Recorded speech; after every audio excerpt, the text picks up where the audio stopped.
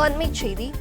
அரசு பேருந்துகளை இயக்க தற்காலிக ஓட்டுநர் மற்றும் நடத்துனர்களுக்கு போக்குவரத்து துறை அழைப்பு விடுத்திருக்கிறது. விவரங்களை தருவதற்காக நம்முடைய செய்தியாளர் ராஜகுமரன் இணைப்பில் உள்ளார். ராஜகுமரன், வணக்கம். முழு விவரங்களை பதிவு பண்ணலாம். வணக்கம். தமிழகம் தழுவிய அளவில் போக்குவரத்து தொழிற்சங்கங்கள் நேற்று முதல் வேலைநிறுத்த போராட்டத்தில் ஈடுபட்டு வருகின்றார்கள்.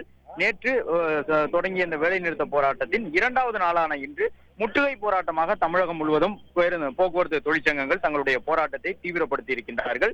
மேலும் தொடர்ந்து அரசு தங்களுடைய கோரிக்கைகளை நிறைவேற்றாவிட்டால் போராட்டம் தீவிரமடையும் என்று போக்குவரத்து தொழிற்சங்கங்கள் கூறியிருக்கக்கூடிய சூழ்நிலையில் தற்பொழுது சிறப்பு பேருந்துகளும் இயக்க வேண்டிய தேவை எழுந்திருக்கின்றது.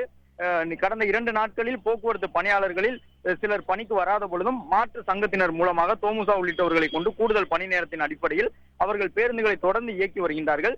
என்றாலும் பொங்கல் பண்டிகைக்கான சிறப்பு பேருந்து இயக்கம் இன்னும் ஓரிரு நாட்களில் தொடங்க உள்ள நிலையில் தற்போது இருக்கக்கூடிய பேருந்துகளோடு சேர்த்து சிறப்பு பேருந்துகளை இயக்குவதற்கு கூடுதலாக ஓட்டுநர்கள் தேவைப்படுவதன் அடிப்படையில் தான் தற்பொழுது போக்குவரத்து துறை சார்பில் இந்த அறிவிப்பு வழங்கப்பட்டிருக்கின்றது.